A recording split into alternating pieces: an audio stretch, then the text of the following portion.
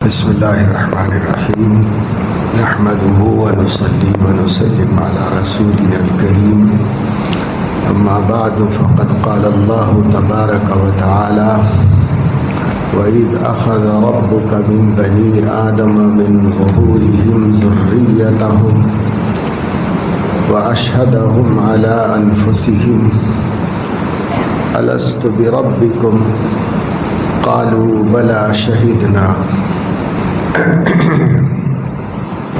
صدق الله العظيم قال النبي صلى الله عليه وسلم كل مولود يولد على الفطرة وأبواه يهودانه أو ينصرانه أو يمجسانه۔ اللہ تعالیٰ نے جب انسانوں کو پیدا کرنے کا ارادہ فرمایا تو سب سے پہلے حضرت آدم علیہ السلام کو بنایا اور ان کے بعد ان کی زوجہ محترمہ کو پیدا فرمایا اور تمام ارواح انسانی کو ایک ساتھ پیدا فرما دی، اس کی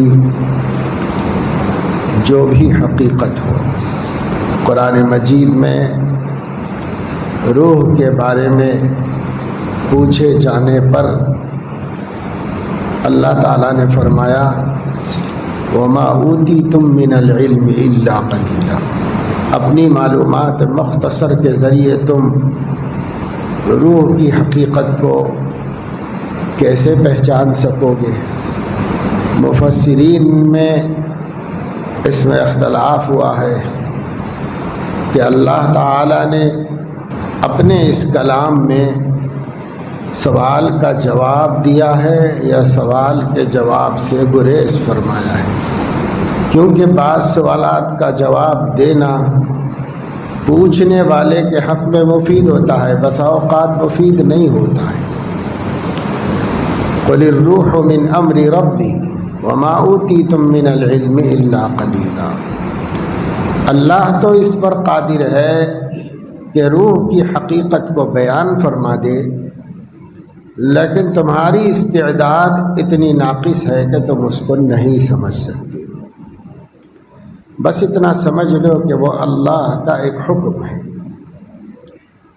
اللہ تعالیٰ نے پیدا کر دیا ہے، اپنے حکم سے ایک حقیقت کو پیدا کر دیا ہے، اس حقیقت کو روح کہتے ہیں، اور ایسی حقیقت ہے کہ دنیا میں کوئی عقل مند چاہے کسی مذہب دین کا پرستار ہو یا کسی مذہب دین کو بھی نہ مانتا ہو، خدا کو بھی نہ مانتا ہو، وہ جسم میں جان ہونے کو تو مانتا ہے۔ ایک حقیقت ہے، وہ رہتی ہے تب تک زندگی ہے اور انسان کی وقت ہے، قدر و قیمت ہے۔ جب وہ چیز انسان میں سے نکل جاتی ہے تو پورا انسان جو کا تو موجود ہوتا ہے، ایک رونگٹے کی بھی کمی نہیں ہوتی اس کے اندر، لیکن اس کے باوجود بے وقت بے قدر و قیمت ہو جاتا ہے۔ آدمی کہتا ہے اس مٹی کے ڈھیر کو مٹی میں لے جا کے ملا تو کہاں رکھیں گے، کیوں رکھیں گے، کوئی قدر نہیں۔ کسی کو اس مٹی کے ڈھیر سے کوئی پیار نہیں، کوئی محبت نہیں، کوئی جلا دیتا ہے، کوئی دفنا دیتا ہے، مگر رکھتا تو کوئی بھی نہیں۔ تو سب کو پتہ ہے کہ زندگی، انسانی زندگی دو چیزوں کے مجموعے کا نام ہے، ایک اس کا یہ جسم ڈھانچہ اور ایک اس کے اندر موجود جان، اسی جان کو روح کہا جا رہا ہے۔ ایک حقیقت ہے جو اللہ نے باطن میں رکھی ہوئی ہے۔ کہا جاتا ہے کہ ہر جسم کے عضو میں موجود ہے، ہر رونگٹے میں موجود ہے، ہر بال میں موجود ہے۔ یہی روح، یہ اللہ نے سب کی اکٹھی پیدا کر دی، جس میں اپنے اپنے وقت پر پیدا ہوتی ہے، جس کو جب پیدا ہونا اللہ نے مقدر فرمایا ہے وہ اپنے ماں باپ کے ذریعے وجود میں آتے ہیں۔ ان کے جسم وجود میں آتے ہیں، لیکن خالی جسم کیا ہے؟ خالی جسم ایسا ہے جیسے بغیر کرنٹ کا بلب، پورا مکمل موجود ہے اپنی شکل و شباہت کے ساتھ، لیکن اس میں کرنٹ نہیں۔ کرنٹ کیا چیز ہے آپ کو نظر ہی نہیں آتا، دکھائی ہی نہیں دیتی۔ ایسا نظر آ سکتا ہے کہ ایک وائر کو لا کر آپ نے جوڑ دیا ہے، لیکن اس وائر کے اندر جو چھپی ہوئی لہر ہے کرنٹ کی، وہ کس کو نظر آتی ہے؟ مگر وہ آتی ہے تو بلب روشنی دیتا ہے، وہ نہیں آتی ہے تو نکال کے پھینک دینے کے قابل ہو جاتا ہے۔ ایسے ہی انسان ہے، گویا ایک اللہ تعالیٰ کی طرف سے کنیکشن ہے، اس کا نام زندگی ہے، اور وہ ختم ہو جائے تو اس کا نام مردگی ہے، موت ہے۔ یہ اللہ نے ایک نظام بنایا ہوا ہے۔ تو بدن اور جسم ڈھانچے بنتے رہیں گے قیامت تک، روحیں اس میں آتی رہیں گی، لیکن روحیں اپنا وجود رکھتی ہیں پہلے سے۔ جسم اپنا وجود نہیں رکھتا، وہ تو بنتا ہے آہستہ آہستہ، اللہ بناتا ہے ماں کے پیٹ میں، اس کا پہلے سے وجود نہیں، لیکن روح اللہ نے اس کو پہلے موجود کر دیا ہے، اور اس روحوں کو، ان ارواح کو اپنے سامنے طلب کیا، جمع کیا، بلایا، پھر اللہ نے ان سے خطاب کیا۔ وَإِذْ أَخَذَ رَبُّكَ مِن بَنِي آدَمَ مِن ظُهُورِهِمْ ذُرِّيَّتَهُمْ، بنی آدم سے اللہ تعالیٰ نے عالم ارواح میں عہد لیا ہے، وعدہ لیا ہے، اور اشہدہم علی انفسہم، اور ان کو ہی ان کے مقابلے میں گواہ بنایا ہے، ہر روح کو اپنا گواہ بنا دیا ہے۔ اور سوال کیا الست بربکم، ایک صورت یہ ہو سکتی تھی کہ سب کو جمع کر کے اللہ فرماتے دیکھو میں تمہارا رب ہوں، یہ بھی مقصد حاصل ہو سکتا تھا اس سے بھی، لیکن اللہ نے اس تعبیر کو اختیار نہیں کہ محض خبر دے دی جائے ان کو، بلکہ اللہ نے اشہاد کو ضروری سمجھا، ان سے جواب طلب کیا جائے، گواہی ان کی زبان سے نکلے، یہ اللہ نے ضروری سمجھا۔ اس لیے اللہ تعالیٰ نے بجائے اس حقیقت کی خبر دے دینے کے ان سے سوال فرمایا الست بربکم، کیا میں تمہارا رب نہیں ہوں؟ یہ سوال فرمایا۔ یہ بھی نہیں پوچھا کہ تمہارا رب کون ہے، بلکہ سوال میں جواب کو بھی رکھا، کیونکہ روحوں کو کیا پتا، اگر اللہ علم نہ دے تو ان کو کچھ نہیں پتا، وہ تو ایک نئی مخلوق ہے بالکل۔ تو سوال میں جواب کو چھپا کر سوال کیا۔ جو ماہر ممتحن ہوتے ہیں وہ سوال سخت کرتے ہیں، لیکن اگر طالب علم غور کرے تو اس سوال میں جواب کو بھی چھپا دیتے ہیں، اسی میں سے نکل جائے گا جواب اگر اس میں غور کرے، کیونکہ امتحان لینا بھی ایک ضرورت ہے اور اسے کامیاب ہونے دینا بھی ایک ضرورت ہے۔ کامیاب بھی کون کرے گا؟ وہی مولا ہے سب، امتحان لینے والا بھی وہی ہے، کامیاب کرنے والا بھی وہی ہے۔ اس لیے الست بربکم یہ بڑا پیارا سوال ہے، سوال جواب سب ملا ہوا ہے اسی کے اندر۔ کیا میں تمہارا رب نہیں ہوں؟ اس کا جواب ہر روح کے سامنے یہی تھا کہ آپ ہی ہمارے رب ہیں، آپ نے پیدا کیا، آپ سامنے لا کے کھڑا کیے ہیں، آپ ہم سے سوال کر رہے ہیں، تو اور کون ہو سکتا ہے ہمارا رب؟ ہم تو کسی اور کا احسان نہیں جانتے، ہم تو کسی اور مالک کو نہیں جانتے، جس نے پیدا کیا اسی کو جانتے۔ اس لیے روحوں نے کہا کہ بلا شہیدنا، کیوں نہیں، بے شک آپ ہی ہمارے رب ہیں اور ہم اس کے گواہ ہیں، ہم اس کا اقرار کرتے ہیں، ہم اس کا اعتراف کرتے ہیں، آپ ہی ہمارے رب ہیں۔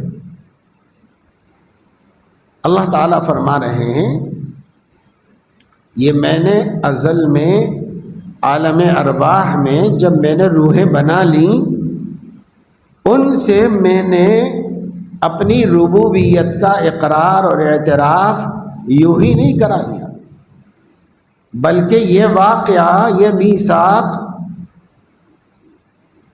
حجت بنا دیا ہے بندوں کے اوپر اللہ تعالیٰ نے، ان تقولوا یوم القیامت انا کنا عن ھذا غافلین، کہیں تم قیامت میں جب ناکام ہو جاؤ تو یہ عذر پیش کرنے لگو کہ ہمیں تو سب معلوم نہیں تھا، ہمیں تو یہ سب معلوم نہیں تھا، انا کنا عن ھذا غافلین، ہم غافل تھے، ہمیں نہیں معلوم تھا کہ آپ ہمارے رب ہیں۔ کوئی نہ کہہ سکے، کوئی بنی آدم، ایک بچہ آدم کی اولاد میں کسی کے پاس عذر نہیں ہے کہ قیامت میں یوں کہے کہ ہمیں معلوم نہیں تھا، کہنے کا عذر کسی کے لیے اللہ نے رکھا۔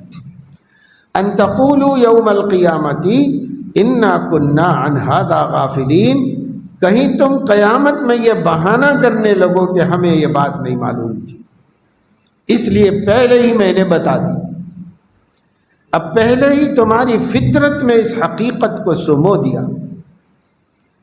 اگر اللہ روح کی فطرت میں اپنی ربوبیت کا یقین نہ سماتا تو روح جواب کیسے دیتی؟ اللہ نے سما دیا ان کے اندر، اس لیے انہوں نے اس کا جواب دے دیا۔ ہر روح اس بات کا اقرار کرتی ہے کہ ہمارا رب اللہ ہے، ہمارا رب اللہ ہے، ہر روح اس بات کا اقرار کرتی، کر کے آئی ہے، آج بھی کرتی ہے۔ اللہ تعالیٰ نے قرآن مجید میں بڑے بڑے منکروں، غافلوں اور اللہ تبارک و تعالی شانہ کی توحید اور وحدانیت کا انکار کرنے والوں کے بارے میں، اللہ کے ساتھ دوسری مخلوق کو شریک کرنے والوں کے بارے میں اللہ تبارک و تعالی شانہ نے قرآن مجید میں مختلف جگہوں پر بتایا ہے کہ ان کے ضمیر بھی اس فطرت کی آواز کے قائل ہے، ان کے ضمیر بھی قائل ہے، یہ فطرت کی آواز ہے جو اللہ نے فطرت میں رکھی۔ وَإِذَا رَكِبُوا فِي الْفُلْكِ دَعَوُا اللَّهَ مُخْلِصِينَ لَهُ الدِّينَ، جب یہ بڑے سے بڑا مشرک اور بڑے سے بڑا کافر اور بڑے سے بڑا منکر کشتی میں بیٹھتا ہے اور کشتی پانی کے درمیان میں چلی جاتی ہے تو زبان سے چاہے کچھ بھی کہتا ہوگا مگر دل سے اللہ کو پکارتا ہے۔ دعوا اللہ مخلصین لہ الدین، بعض لوگ دل کی آواز کو ظاہر کرنے سے شرماتے ہیں، بعض لوگ اسے شان کے خلاف سمجھتے ہیں، استکبار کرتے ہیں کہ میں بھی بولوں تو میں ہوں نا، اب میں کسی اور کا کیوں اقرار کروں، تو نہیں بولتے، لیکن من کس کو پکارتے؟ من اللہ ہی کو پکارتا ہے۔ دعوا اللہ مخلصین لہ الدین، انہوں نے اللہ کو پکارا، دین کو اللہ کے لیے خالص کر کے، یعنی یہ مان کے کہ رب آپ ہی ہیں، پروردگار آپ ہی ہیں، خالق آپ ہیں، مالک آپ ہیں، نافع آپ ہیں، زار آپ ہیں، یہ کشتی کو بچا کے نکالنے والے آپ ہیں اور اس کشتی کو پانی میں غرقاب کر دینے والے آپ ہیں، سب آپ کے پاس ہے۔ ادب یہ بتایا گیا ہے کہ نقصان دینے والے اور مضر اور مذموم باتوں کی نسبت اللہ کی طرف نہیں کی جائے گی، لیکن فیصلے سب اللہ کرتے ہیں، سب اللہ کرتے ہیں۔ یعنی یہ تو نہیں کہا جائے گا کہ آپ بیمار کرتے ہیں لوگوں کو، یہ کہا جائے گا کہ آپ صحت دیتے ہیں۔ بیمار بھی اللہ ہی کرتا ہے، کیونکہ اس کا فیصلے سے بیمار ہوتا ہے، لیکن ادب کا تقاضا یہ ہے کہ اس کی نسبت اللہ کی طرف نہ کی جائے۔ جیسے ابراہیم علیہ السلام نے فرمایا اذا مرضت فہو یشفی، میں بیمار ہوتا ہوں وہ شفا دیتا ہے۔ حالانکہ ہم کو بیمار ہونے کی طاقت بھی نہیں کہ ہم بیمار ہو جائیں، لیکن ہم بیمار ہوتے ہیں، اللہ شفا دیتا ہے۔ لیکن حقیقت کیا ہے؟ تو ہی مرض دے، تو ہی دوا دے، تو ہی دوا دارو میں شفا دے۔ سب تیرے ہی ہاتھ میں ہے اور کسی کے ہاتھ میں نہیں، سب اللہ کے قبضہ قدرت میں ہے۔ لیکن ہر ہستی کا احترام ہے، اس احترام سے بات کی جاتی ہے، اس کی عظمت ملحوظ رکھ کر بات کی جاتی ہے۔ تو اللہ رب العزت کو ہی پکارا، دعوا اللہ مخلصین لہ الدین۔ کیا پکارتے ہیں؟ زبان سے چاہے کوئی سا بھی راگ الاپتے ہوں گے، بہت سے تو ایسے بھی ہیں کہ مومن ہو کر بھی مشرک ہیں۔ ہم ایک مرتبہ حج کے سفر میں تھے اور فلائٹ میں سب حجاج ہی تھے، عازمین حج ہی تھے سب۔ اور ظاہر ہے کہ جس طرح لوگ ہوتے ہیں بے تہذیب قسم کے، ہر قسم کی گڑبڑ شڑبڑ، پائلٹ پریشان، انتظامیہ پریشان، یہ کیسے مسافروں کو ہم لے کے جا رہے ہیں۔ پائلٹ نے دیکھا کہ صاحب کچھ مولوی لوگ بھی بیٹھے ہوئے ہیں، اس نے اشارہ کیا، مجھے بلایا، میں گیا تو اس نے کہا کہ بھائی ذرا یہ قوم کو سمجھائیے نا، آپ لوگ تو حج پڑھنے جا رہے ہیں، آپ لوگ تو بہت مہذب ہونے چاہیے، بہت تہذیب، یہ کیسے سنبھالیں ہم؟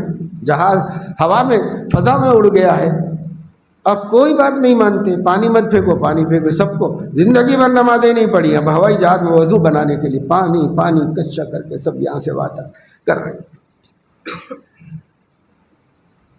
تو ان کو بتائیے اگر الیکٹرک شاک ہو جائے گا، نیچے وائرنگ ہوتی ہے، پانی اس میں چلا جائے گا، کچھ ہو جائے گا، ایک ہماری بات تھوڑی ہے، بھائی آپ سب کی بھی تو جانیں ہیں۔ سمجھتے نہیں کہ یہ لوگ تو ہاں بھائی یہ قوم ایسی ہی ہے، سمجھتی ہے تو اتنا اعلیٰ کہ فرشتوں کو بھی نہ سمجھ میں آئے، اور نہیں سمجھتی ہے تو جانوروں سے بدتر ہو جاتی ہے۔ اس قوم کا حال ہی ہے، کیا کریں؟ پھر بھی مائک لے کے کچھ سمجھانے کی کوشش کی گئی، وہ کون سمجھتا ہے؟ سدا بسہرا۔ اور جب لوگ ان سے دعا پڑھائی گئی، ایک صاحب دعا پڑھانے کے لیے پہنچ گئے اور اس سے ایئر ہوسٹس سے مائک مانگا کہ میں دعا پڑھانا چاہتا ہوں۔ لوگ انہوں نے کہا پڑھا لو بھائی، تمہارا تو مقدس سفر ہے۔ تو آپ دعا کرا رہے ہیں لوگوں سے، یا شیخ عبد القادر جیلانی ہمارا حج قبول کر لیجئے، ہم کو بچا لیجئے، ہماری حفاظت کر لیجئے، ہم فضاؤں میں ہواؤں میں پھنسے ہوئے ہیں، آپ نہیں بچائیں گے تو ہمیں کون بچائے گا؟ بس یہ مائک میں لوگوں کو دعا پڑھا رہے،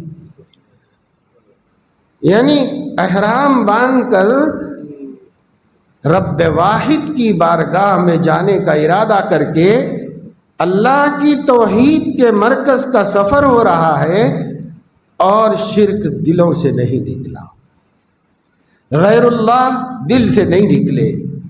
ان کے پاس انبیاء اولیاء سب خدا ہے، سب جو چاہے کر سکتے ہیں، اور نبی کے پاس اللہ کے علاوہ کوئی کچھ نہیں کر سکتا۔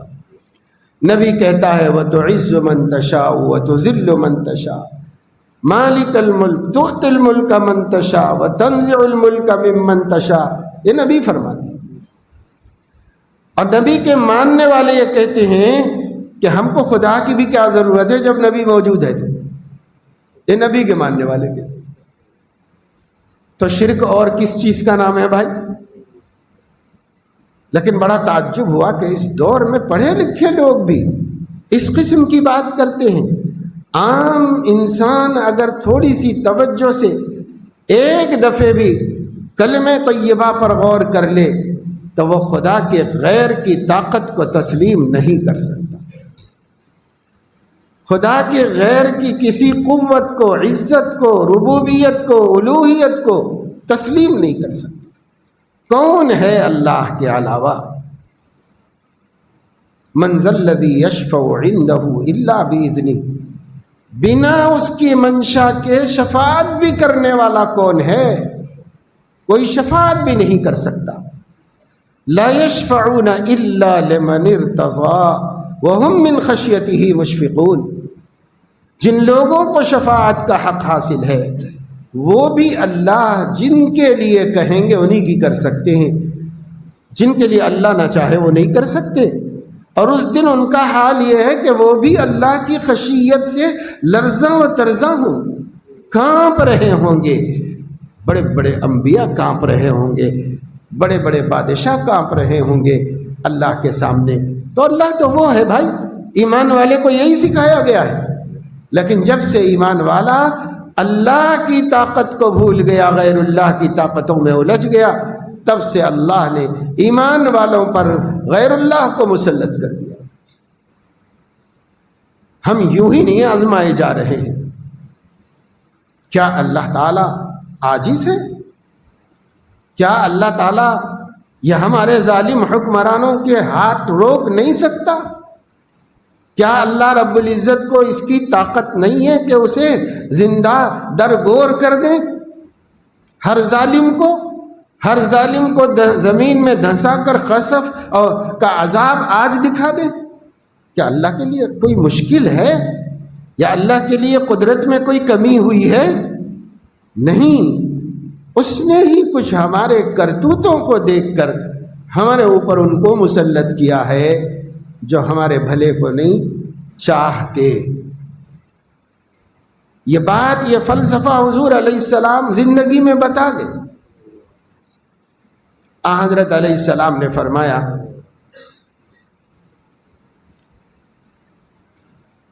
اللہم لا تسلط علینا بذنوبنا من لا یخافک فینا ولا یرحمنا۔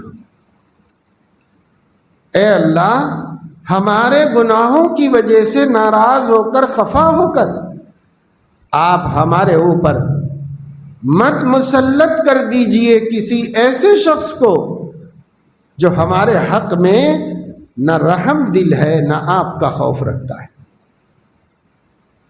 من لا یخافک فینا، آپ سے بھی نہیں ڈرتا ہے ہمارے بارے میں، ولا یرحمنا، نہ ہمارے اوپر رحم کرتا ہے۔ دیکھ لو روزانہ میڈیا میں، خبروں میں کیسے لوگ مسلط ہوئے ہیں۔ لا یخافک فینا ولا یرحمنا، نہ اللہ سے ڈرتے ہیں کہ ہمارے بارے میں جواب دینا پڑے گا، اور نہ ہی ہمارے اوپر رحم کرنے کو عدل کا، انصاف کا، حکمرانی کا تقاضا سمجھتے ہیں۔ یہ مسلط کیسے ہوئے؟ بے ذنوبنا، ہمارے گناہوں کے بعد مسلط ہوئے، ہماری بدلی ہوئی زندگی کے بعد مسلط ہوئے، ہماری دین بیزاری کے بعد مسلط ہوئے، ہمارے خدا سے دور ہونے کے بعد مسلط ہوئے، نبی کی بے وفائی کے بعد مسلط ہوئے، قرآن کی حق تلفی کے بعد مسلط ہوئے، نمازوں کو غارت کرنے کے بعد مسلط ہوئے۔ ایسے تھوڑی نہیں ہو گئے بھائی، ایسے تو کس کی ہمت ہے کہ وہ مسلمان کو آنکھ دکھا سکے؟ یہ کسی کی ہمت نہیں۔ اگر دکھا رہا ہے تو حق یہ ہے کہ مسلمان نہیں۔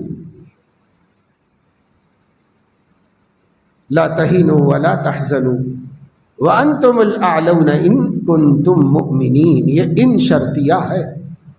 تم لوگ ایمان کے تقاضوں پر قائم رہو گے تو پھر تمہیں گھبرانے کی ضرورت نہیں، کوئی تمہیں نیچا نہیں دکھا سکتا اگر تم ایمان کے تقاضوں پر قائم ہو۔ وعدہ غلبہ ہے مومن کے لیے قرآن میں، پھر جو تو غالب نہیں، کچھ ہے کسر ایمان میں، یہ دور کرو۔ وہ وعدہ سچا ہے اللہ کا، وعدہ اللہ غلط نہیں کرتا، اللہ تو اللہ ہے، سب سے سچ بولنے والا ہے۔ ومن اصدق من اللہ قیلا، اللہ سے زیادہ کون سچ بول سکتا ہے؟ اس کا وعدہ غلط نہیں ہے، ہماری شرط ہی ختم ہو گئی، ہم شرط پوری کریں، اس کا وعدہ پورا ہے۔ آج بھی کوئی علاقے اور کسی جگہ کے لوگ سب مل کر طے کر دیں اور توبہ کر لیں اور ایمان والے تقاضوں پر زندگی گزارنے کا ارادہ کر لیں، مرد عورت چھوٹے بڑے سب مل کر آج کر لیں، آج اللہ کی نصرت ان کے پاس پہنچ جائے گی، کیونکہ وعدے میں کوئی شک نہیں، اللہ کے وعدے میں کوئی شبہ نہیں، وعدہ سچا ہے اللہ رب العزت کا۔ تو دیکھو، جب تک خدا تعالی کا در مضبوطی سے توحید کی حقیقت کو سمجھے ہوئے نہیں تھامے رہو گے، تب تک اللہ کی مدد نہیں آئے گی، کیونکہ اللہ کا نظام یہ ہے، جو اللہ کا محتاج ہے اللہ اس کے لیے کافی ہو جاتا ہے، اور جو اللہ کے غیر کی بھی ضرورت سمجھتا ہے تو اللہ اس سے دستبردار ہو کر اس بندے کو اس غیر کے حوالے کر دیتا ہے، خود ہٹ جاتا ہے کہ بھائی اب میں، دیکھو حدیث میں کیا ہے، انا اغنی الشرکاء عن الشرک، خود اللہ فرما رہا میں پارٹنرشپ کا قائل نہیں ہوں، اگر کوئی میرے ساتھ کوئی پارٹنر مانے گا تو میں سب کچھ اس کو دے کے الگ ہو جاؤں گا، مجھے ضرورت نہیں ہے کہ میں پارٹنر بنوں کسی کا، میں کسی کا پارٹنر نہیں ہوں۔ اغنی الشرکاء عن الشرک، ایک کو بھی میرے ساتھ شریک کرو گے وہ تم کو اس کے حوالے کروں گا اور میں دستبردار ہو جاؤں گا، مجھے نہیں ضرورت ہے کہ میں کسی کا پارٹنر بن کر خدائی کروں، مجھے نہیں ضرورت ہے، میں تنے تنہا یکتا و یگانا واحد اور اکیلا خدا ہوں، قدرتوں کے ساتھ، قوتوں کے ساتھ، طاقتوں کے ساتھ،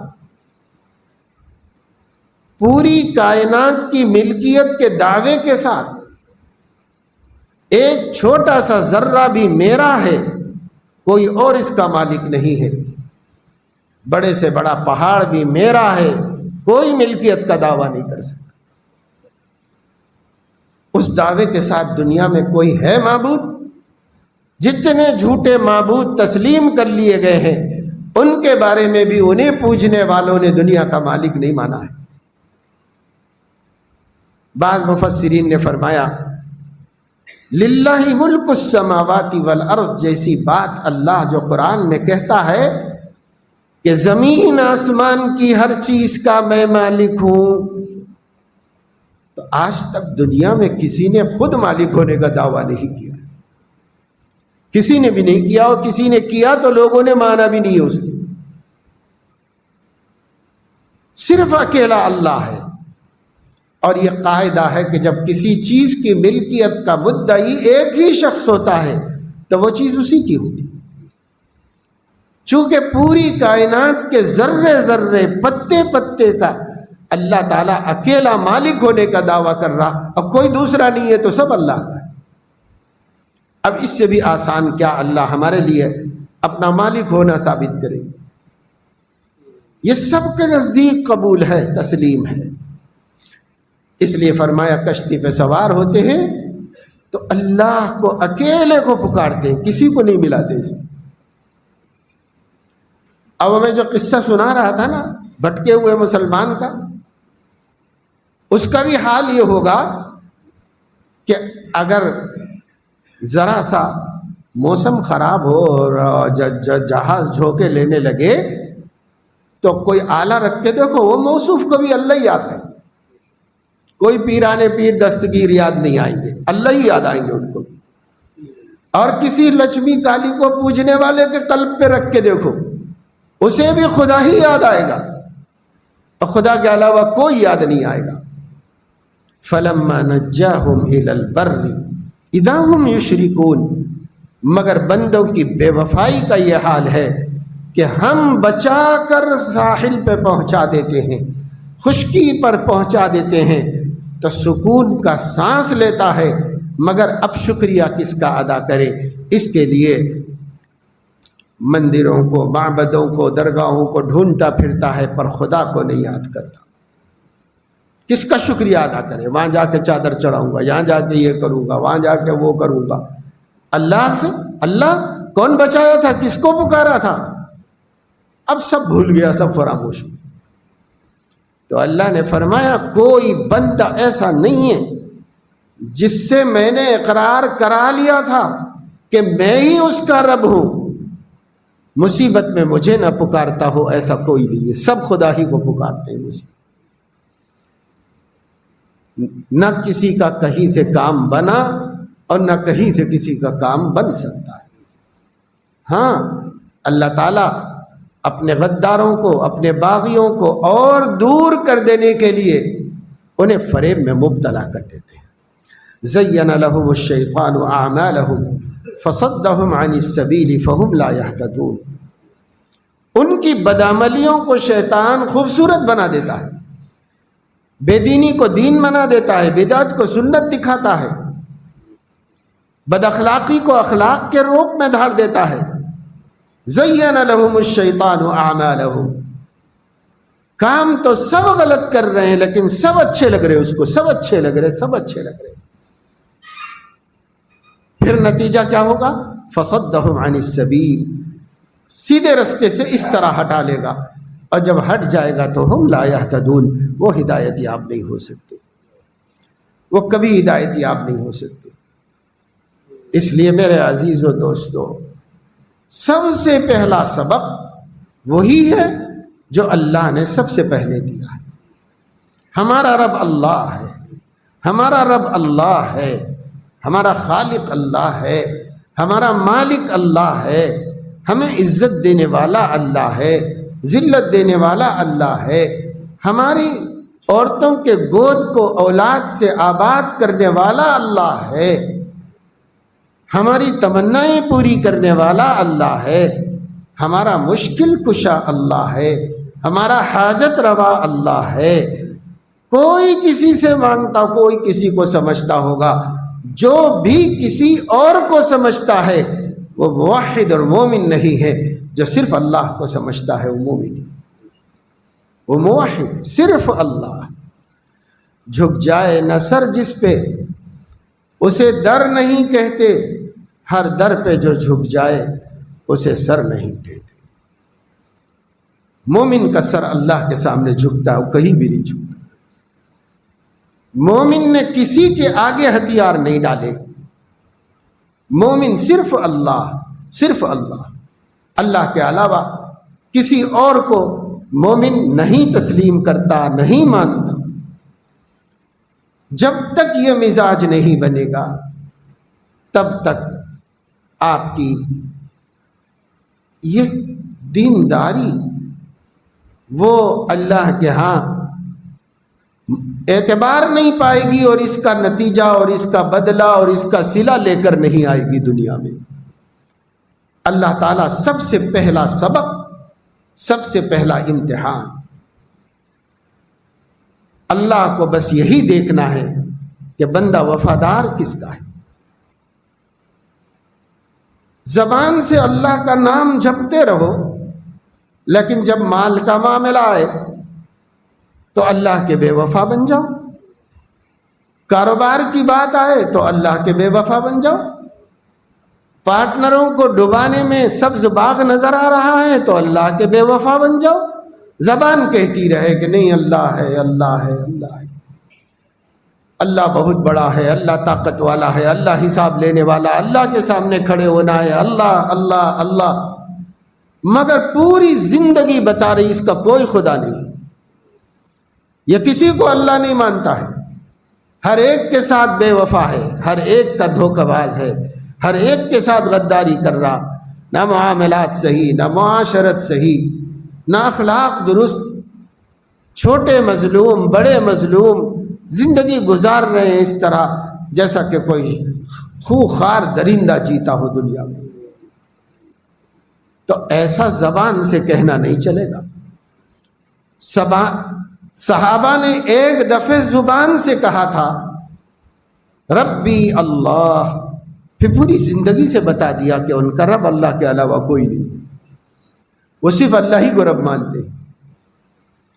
ابراہیم علیہ السلام کو تو فرشتوں نے آ کر نمرود کے مقابلے میں مدد کرنے کا پیشکش کیا۔ ابراہیم علیہ السلام نے فرمایا تم خدا ہو کیا؟ مجھے اللہ کی مدد چاہیے، تمہاری نہیں چاہیے۔ کیا میرا اللہ مجھے نہیں دیکھ رہا ہے؟ اگر بچانا ہے وہ بچائے گا، اور اگر نہیں بچانا ہے تو وہ جلائے گا، اور وہ بچانا چاہے تو ہم بچنے کے لیے خوش ہیں، اور وہ جلانا چاہے تو ہم جلنے کے لیے خوش ہیں۔ ہم نے تو ایک کو مانا ہے، ہمارا ایک ہی رب ہے، ہم اسی کے چہیتے ہیں، ہم اسی کے چاہنے والے ہیں۔ تم بھی کون؟ تم بھی تو غیر اللہ ہو، تم کون؟ یہاں تک توحید کو کمال پر پہنچایا۔ فَأَتَمَّهُنَّ، اللہ نے آزمایا، ہر جگہ توحید کامل نکلی، ہر جگہ توحید کامل نکلی۔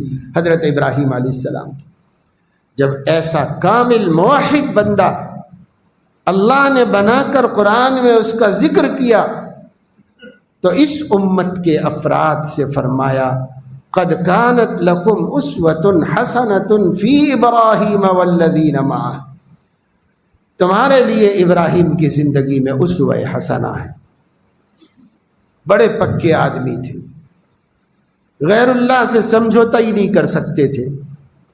اذ قالوا لقومهم انا براء منکم ومما تعبدون من دون اللہ، تم خدا کو چھوڑ کر جس کو پوجتے ہو ہم بری ہیں، بھائی ہم اس سے بری ہیں، ہم اس سے کوئی اتفاق نہیں رکھتے، ہم صرف خدا کی بندگی میں اعتقاد رکھتے ہیں، اعتماد رکھتے ہیں، یقین رکھتے ہیں، ہم تمہارے معبودوں کو کچھ نہیں سمجھتے۔ کفرنا بکم، ہم جھٹلا بھی دیے ہیں، ہم صاف کہہ رہے ہیں جو غیر اللہ ہے وہ اللہ نہیں ہے، ہمیں اس کا کسی کا ڈر نہیں۔ کیوں؟ اس واسطے کہ مرنا تو ایک دن سب کو ہے، اور ہم بھی مرنے والے ہیں، مگر ہماری آرزو یہ ہے کہ جب ہم مر رہے ہوں تو ہمارا من کہہ رہا ہو ربی اللہ، میرا رب صرف اللہ ہے، میرا رب صرف اللہ ہے، میں اس کے علاوہ کسی کو رب نہیں مانتا۔ وہی پالنہار، وہی پروردگار، وہی عزت دینے والا، وہی دولت دینے والا، وہی صحت دینے والا، اسی نے ہماری آنکھیں بنائی اور آنکھوں میں روشنی رکھی، اسی نے ہمارے کان بنائے، اس میں سنوائی رکھی، اسی نے ہمارے منہ میں گوشت کا ایک ٹکڑا رکھا، اس میں گویائی کی طاقت دی۔ کیا کرشمہ ہے، کون بنایا، کیسے بنایا؟ اللہ ہے، ہمارا ایک رب ہے، بس سب اسی رب کے کرشمے ہیں، سب اسی رب کے کارنامے ہیں۔ گلستان میں جا کے ہر ایک گل کو دیکھا، تیری ہی سی رنگت، تیری ہی سی بو ہے، جدھر دیکھو خدا نظر آئے، جدھر دیکھو خدا کی قدرت دکھائی دے۔ ایسا بندہ اللہ کے غیر کی طرف متوجہ ہی نہیں ہوتا، ایسا بندہ ہمیشہ اللہ کی طرف متوجہ ہوتا ہے۔ اللہ نظر آنے کا مطلب وہ چیزیں، وہ سامان، وہ اشیاء، وہ درخت، وہ پتھر، یہ خدا ہیں؟ نہیں، اللہ نظر آنے کا مطلب یہ ہے کہ اس کا من پکارتا ہے کہ اس کا خالق بھی اللہ ہے، اس کا خالق بھی اللہ ہے، اس کا مالک بھی اللہ ہے، اس کا مالک بھی اللہ ہے۔ پانی کی ایک بوند دیکھا، اس کا مالک بھی اللہ ہے، اور سمندر کی ایک موج دیکھی، اس کا مالک بھی اللہ ہے۔ مٹی کا ایک ذرہ دیکھا، اس کا مالک بھی اللہ ہے، اور آسمان سے باتیں کرتا پہاڑ دیکھا تو اس کوہ ہمالیہ کا مالک بھی اللہ ہے۔ سب کا مالک اللہ ہے۔ کون سی چیز ہے جو اللہ کی ملکیت میں نہیں ہے؟ جب سب کا مالک اللہ ہے، سب کا خالق اللہ ہے، تو ہم اس کو چھوڑ کر کس کی وفاداری کریں؟ یا ایھا الناس ما غرک بربک الکریم، اے لوگو کس چیز نے تمہیں رب کریم سے غفلت میں ڈالا ہے؟ کس چیز نے غفلت میں ڈالا ہے؟ کس چیز نے دھوکہ دیا؟ ما غرک بربک الکریم، زیادہ نہ پہچانتے خدا کو، اتنا تو پہچان لیتے، الذی خلقک فسواک فعدلک فی ای صورت ما شاء رکبک، اتنی ہی بات میں غور کر لیتے، جس نے تجھے پیدا کیا ہے اور ٹھیک ٹھیک بنایا ہے، تجھے درست تیار کیا ہے اور تیرے ہاتھ پیر کے اندر بیلنسنگ رکھی ہے، اور جس شکل میں اس نے بنانا چاہا اس شکل میں بنا دیا ہے، کسی کی کوئی مرضی نہیں، ہر شکل الگ ہے اور خدا کی بنائی ہوئی۔ جو مر چکے ان کی بھی شکلیں الگ ہیں، جو موجود ہیں ان کی بھی شکلیں الگ ہیں، جو پیدا ہونے والے ہیں ان سب کو نئی نئی شکلوں میں اللہ بنائے گا، المصور اللہ کے علاوہ کوئی نہیں۔ فی ای صورت ما شاء رکبک، خود جس شکل میں بنانا چاہا اس شکل کے اندر بنایا۔ اتنی بات سے تو تم کو سمجھ میں آ جانا چاہیے تھا نا، دھوکہ نہیں کھانا چاہیے تھا، غیر اللہ کی طرف دھیان نہیں جانا چاہیے تھا، اللہ کے غیر کی طرف نظر نہیں اٹھنی چاہیے تھی، لیکن پھر بھی ایسا ہو رہا ہے تو کیوں ہو رہا ہے؟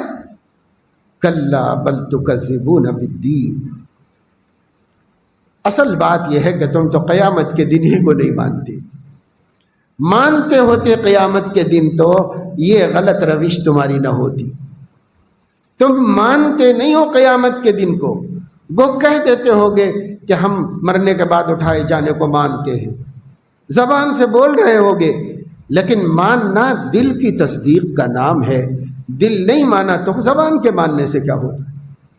مکہ کے مدینے کے منافقین بھی اپنے کو مسلمان کہتے تھے، اذا لقوا الذین آمنوا قالوا آمنا، یہ آمنا صرف زبان کے الفاظ تھے، ان کے دلوں نے تصدیق نہیں کی تھی کہ اللہ ایک ہے، یہ دین برحق ہے، ان کے دلوں نے تصدیق نہیں کی تھی۔ آج بہت مسلمان ہیں جن کی زبانیں تو کہتی ہیں کہ ہم مسلمان ہیں، لیکن ان کے دل تصدیق نہیں کرتے، اور اگر دل بھی تصدیق کرتا ہے تو عمل اس کی تائید نہیں کرتا۔ سب چیزوں کو جمع کریے، زبان اقرار کرے، دل تصدیق کرے، اور یہ پورا تن بدن اللہ کی فرما برداری کا ثبوت دے دے کہ وہ میرا رب ہے، وہ میرا رب ہے، اس کا ثبوت دے۔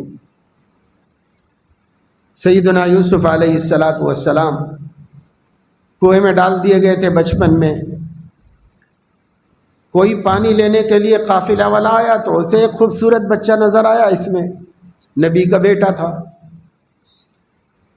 اس نے لوگوں کو خوشخبری سنائی، پھر کسی طریقے سے انہوں نے ڈول سے پانی نکالنے کے بجائے اس بچے کو نکالا۔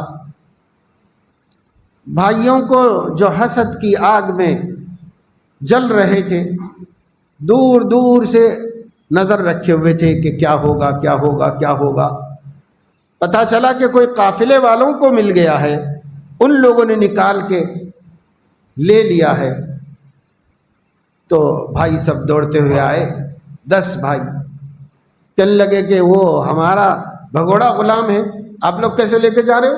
ہم تو تلاش کر رہے تھے اس کو۔ کہا چھوٹا بچہ بھگوڑا غلام آپ ڈھونڈ رہے تھے 10 آدمی مل کے، اب کنویں کے اندر پڑا ہوا تھا۔ تو کہا اچھا ٹھیک ہے، تم لوگوں کو پسند ہے، لے لینا چاہتے ہو تو ہم مالک ہیں، ہم کو پیسے دے کے لے لو۔ وَشَرَوْهُ بِثَمَنٍ بَخْسٍ دَرَاهِمَ مَعْدُودَةٍ وَكَانُوا فِيهِ مِنَ الزَّاهِدِينَ، وہ بھائیوں کو اگر چاہتے تو بڑی قیمت میں بیچ سکتے تھے، ایسا حسین خوبصورت فربا بھائی تھا، لیکن چونکہ ان کو دلچسپی نہیں تھی، وہ بس اتنا اطمینان کر لینا چاہتے تھے کہ بھیڑیا نہیں کھا گیا، بلکہ کچھ لوگ لے گئے ہیں تو چلو پال تو لیں گے لے جا کے، بس اتنی محبت کی رمق باقی تھی، دے دیا ان کو، چند کوڑیوں میں دے دیا۔ وہ لے کے چلے گئے. وہ مصر کا قافلہ تھا، کنعان سے مصر پہنچا تو مصر میں بازار میں لے جا کے سامان بیچا. غلام بھی بیچے جاتے تھے، یہ بھی خرید کے لائے تھے، اس لیے ان کی بھی لگا دی بولی. اور چرچا ہوا کہ ایک حسین خوبصورت بچہ بکنے کو آیا ہے، کبھی دیکھا نہیں گیا ایسا ماہ پارا. تو سب دیکھنے بادشاہ کو بھی خیال ہوا کہ اس بچے کو دیکھ. وہ بھی مارکیٹ میں آیا، اس نے بھی بچے کو دیکھا، اس کی آنکھیں خیرہ رہ گئی. وہ کہنے لگا کہ میں کیا قیمت چاہتے ہو؟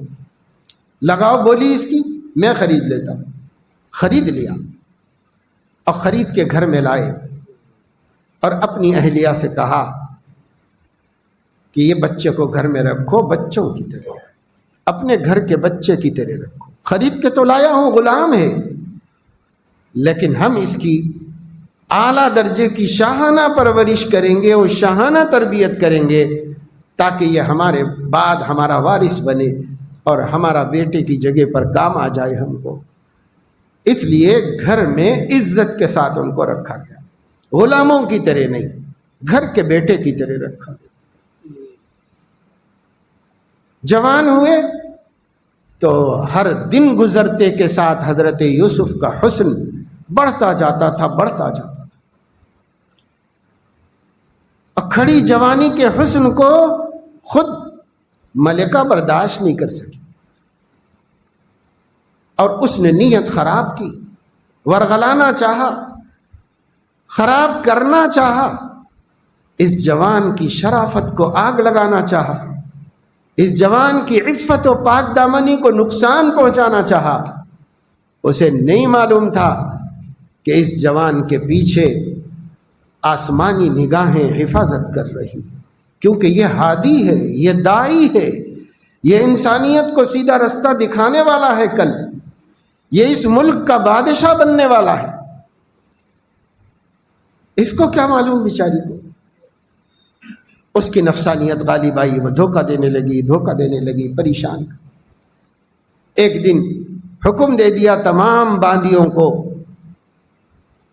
کہ یوسف کو میرے پاس بھیجو اور میرے روم میں لا کے چھوڑنے کے بعد ایک ایک روم کا دروازے بند کرتے ہوئے پورا قلعہ بند کر.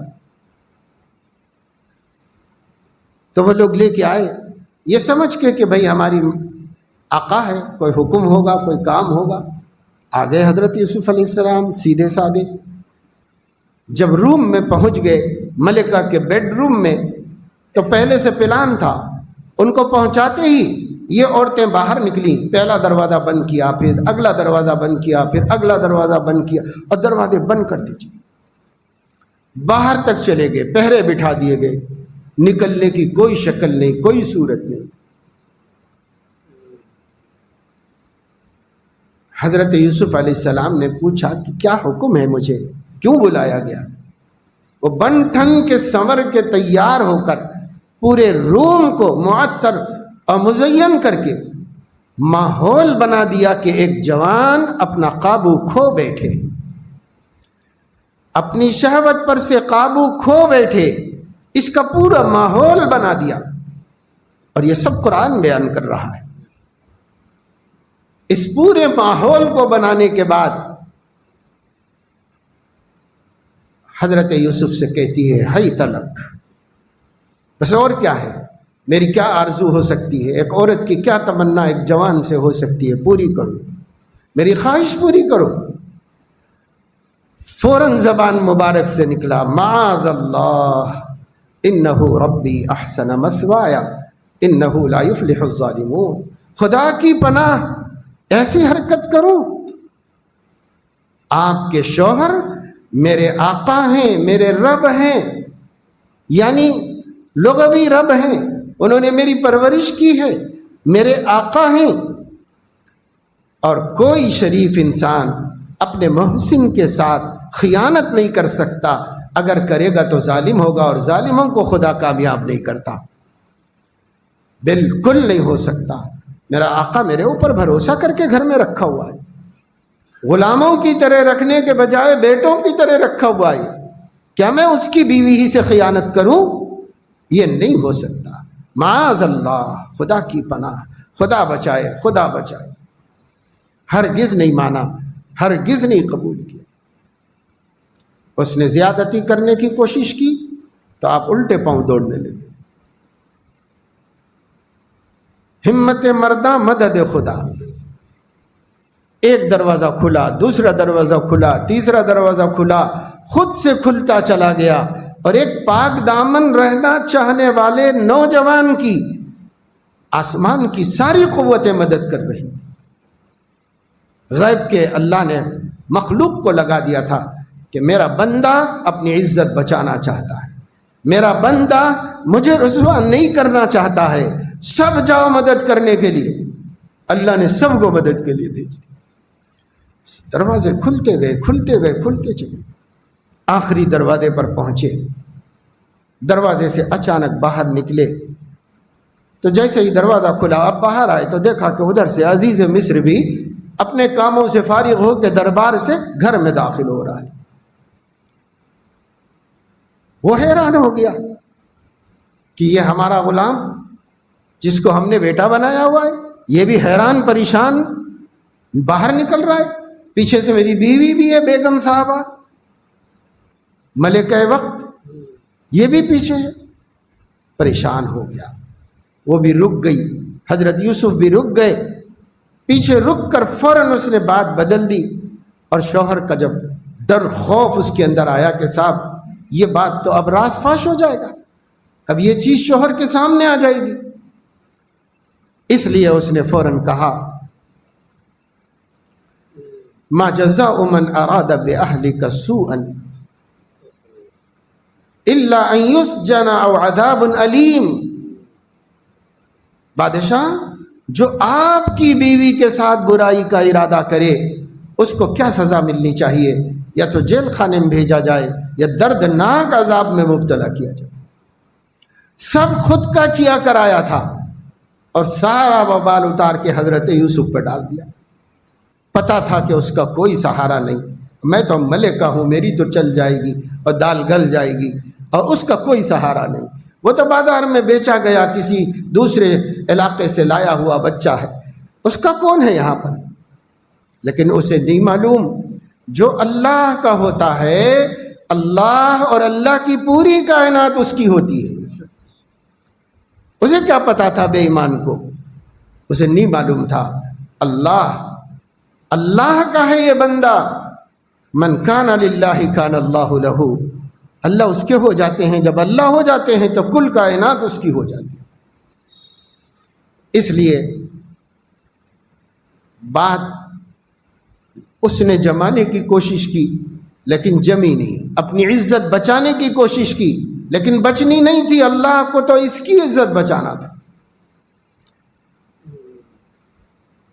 اس لیے اللہ تبارک و تعالی شانہ نے اسی وقت حضرت یوسف علیہ السلام کا ایک کرامت ظاہر فرما دی.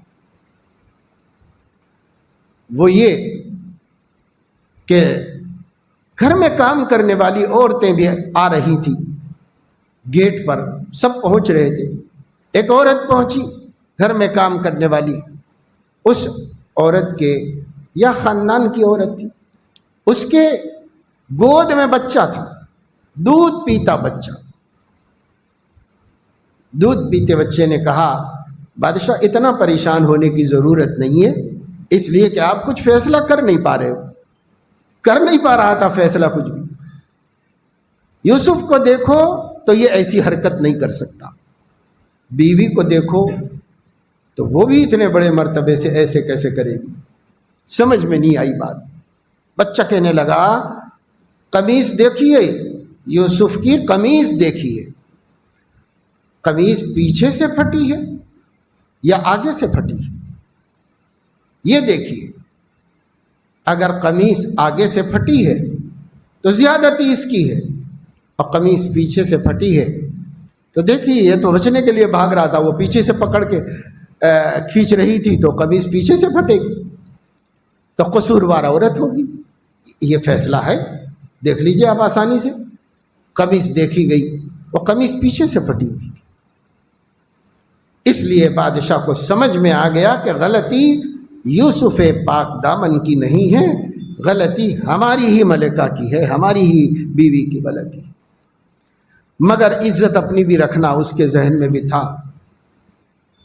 اس لیے پہلے تو بیوی کو ڈانٹا اور اس سے کہا کہ تم عورتوں کی ایسی ہی سازشیں ہوتی ہیں، ایسی حرکتیں ہوتی ہیں، خود کیا اور اس کے سر پہ دھر دیا۔ اور حضرت یوسف سے کہا کہ یوسف صبر سے کام لو، جو بھی آزمائش پیش آئے، کیونکہ سیاستاً کچھ نہ کچھ تو کرنا ہی پڑے گا مجھے۔ پھر حضرت یوسف کو بھیج دیا جیل میں۔ حضرت یوسف علیہ السلام 8 برس جیل میں رہے، 8 سال تک جیل کی صعوبتیں مشقتیں برداشت کرتے رہے اور تکلیفیں اٹھاتے رہے، صرف اپنی عزت کی حفاظت کے لیے، شرافت کی حفاظت کے لیے، پاک دامنی کی حفاظت کے لیے۔ آج آپ غور کریں گے تو سمجھ میں آئے گا، اللہ نے پورے قرآن میں 20 نبیوں کا ذکر فرمایا ہے، لیکن سب کا ذکر ضمناً کیا ہے، مختصراً کیا ہے۔ ایک یوسف کی داستان اللہ نے قرآن میں اول سے آخر تک پوری صورت میں مکمل نازل فرما دی۔ کیوں؟ اللہ کو معلوم ہے کہ میرے بندوں پر ایسا وقت آئے گا جب میرے بندوں کو سب سے زیادہ عفت و پاک دامنی خطرے میں ہوگی، میرے بندیوں کی عزتیں بھی خطرے میں، میرے بندوں کی عزتیں بھی خطرے میں، میرے نوجوان بندیاں وہ بھی صرف خواہش نفس کے لیے، شہوت کی تسکین کے لیے، چند لمحوں کے سکون کے لیے ایمان بھی چھوڑنے تیار ہو جائیں گے، دین بھی برباد کرنے تیار ہو جائیں گے۔ اور نوجوان میرے بندوں میں مرد بھی اتنے ہی کمزور ہو جائیں گے کہ وہ چھوٹی سی وقتی منفعت کے خاطر ایمان جیسی ابدی دولت کو چھوڑ بیٹھیں گے۔ آج ہو رہا دنیا میں ایسا، سارے عالم میں ہو رہا ہے، ہندوستان ہی کی بات نہیں، سارے عالم میں سب سے سستی چیز ایمان بن گئی، ایمان بن گیا ہے سب سے سستی چیز سارے عالم کے اندر۔ طرح طرح کے خرافات میں مبتلا ہے، زن زر زمین۔ پہلے ہم بچپن میں سنتے تھے، جگہ جگہ مسجدوں میں لکھا ہوا رہتا تھا، 3 چیزیں شیطان کے حربے، زن زر زمین، پیسہ، عورت اور جاگیر۔ آج یہی تو سب پیشکشیں ہو رہی ہیں دنیا میں، اور یہی سب دکھا کے محمد الرسول اللہ کے امت کے بیٹوں بیٹیوں کو برباد کیا جا رہا ہے، بے ایمان کیا جا رہا ہے، مرتد بنایا جا رہا ہے۔ کیسے کام چلے گا؟ تو میرے دوستو، عزیزو، بزرگو، وہ ذرا سبق جو پہلا اللہ نے دیا ہے اس کو بار بار یاد کیجیے۔ گاہے گاہے باز خواہ یہ قصہ پاری نہ گر تازہ خواہی داشتن داغ ہائے سینہ را۔ اگر سینے کے داغوں کو ہمیشہ تازہ رکھنا چاہتے ہو تو یہ پرانے قصے بار بار سنتے رہو، بولتے رہو، سنتے رہو، تاکہ سینے کے زخم تازہ رہیں۔ کیا مطلب یہ ہے کہ انبیاء کے واقعات، صحابہ کے واقعات، قرآن کریم کے قصص، اگر ایمان کو مضبوط رکھنا چاہتے ہو اور ایمان کو طاقتور بنانا چاہتے ہو تو یہ قصے بار بار سنو، بار بار بولو، بار بار ذکر کرو۔ قرآن کیوں لپیٹ کے رکھ دیا گیا ہے؟